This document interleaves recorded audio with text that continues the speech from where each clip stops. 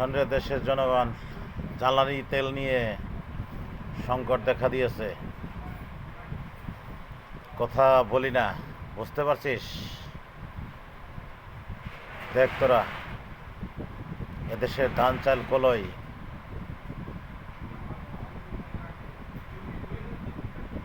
শস্য আবাদি ছাড়া কখনোই তেল আনা যায় না, বা এই দেশে যে তেলের উৎপত্তি হচ্ছে সে তেলে দেশ চলে না।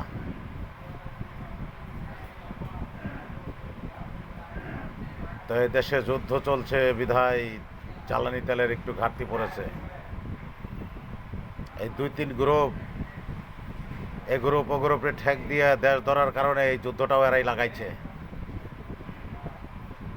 এর জন্য বাইরের কান্ট্রি পার্সিয়ালিটি করতেছে।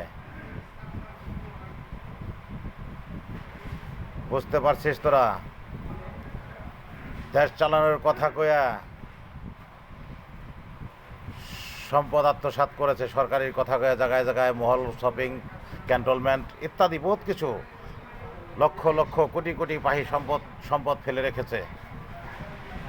সরকারের কথা, সরকারি কাজের কথা বলে, সরকারি কাজ তো এগুলোই নাকি? তাদের তেলের সংকট পড়েছে। এখন তো ওই সম্পদগুলো যদি চাষাবাদ হইতো, ওই সম্পদে যদি ফসল উৎপত্তি হইতো, দাম কম বেশি যাই হোক, তেল তো আনা যেত এরা যদি তোদের অপব্যবহার না করতো।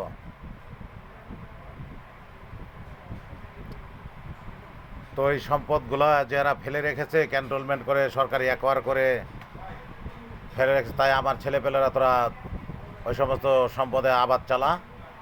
তোরা যা সরকারি কথা কয়ে নিয়েছে, সরকার ব্যর্থ হয়েছে, ব্যর্থ প্রমাণ হয়েছে, তোরা আবার ওই সমস্ত জমি জাতিতে যায় হাল চাষ করে দে, শস্য আবাদি ফলা, তেল পেয়ে যাবি, তেল কিনতে পাওয়া যায়, সমস্যা নাই। বুঝতে পারছিস? এটা হলাম তোদের রক্ত চোষার জন্য এই কাজগুলো করেছে। এর আগের বহুত আগে বলেছিলাম যে তোরা যদি দেশ চালাতে না পারিস, দেশটা আমার আন্ডারে বুঝিয়ে দে, কাগজপাতিটা আমার বুঝিয়ে দে। সরকারের কথা কয়ে যেই সমস্ত সম্পদ নিয়েছিস, যা যা নিয়েছিস সব বুঝিয়ে দে। তারপরে দিচ্ছে না, তাই তোরা ছাড়িস নে, কারণ এরা ব্যর্থ হয়েছে। তোরা লাঠি ছোটা যার যা কিছু আছে তাই নিয়ে ঐক্যবদ্ধ হয়ে তারপরে ধর, ওই সমস্ত জায়গা বাসা সব ধর। এই ক্যান্টনমেন্টের নামে, থানার নামে যে সমস্ত জায়গা বাসা ফেলে রেখেছে, বা নতুন নতুন কান্ট্রির পারমাণবিকের মহল করে, কিন্তু তোদের কিন্তু শস্য আবাদি দেয় না। মাঝখানের থেকে কি করে তা জানিস? আগে 2 ছটাক চালের ভাত খাইতি, এখন 1 ছটাক চালের ভাতও খাইতে পারিস না। তোদের তোদের রাস্তার ট্যাক্স, অটোর ট্যাক্স, বাড়ির ট্যাক্স, হরতাল, অবরোধ ইত্যাদি ধরনের মিছিল মিটিং ডাইকে মানায়া তারপরে তোদের খোরাক 1 ছটাক চাইলেও খাইতে পারিস না তোরা। ও সম্পদের থেকেও টাকশাল, অবৈধ টাকশালের ছাপানো টাকা দিয়ে তোদের কাছ থেকে কিনে নিচ্ছে। তোরা কি বোকার বোকা!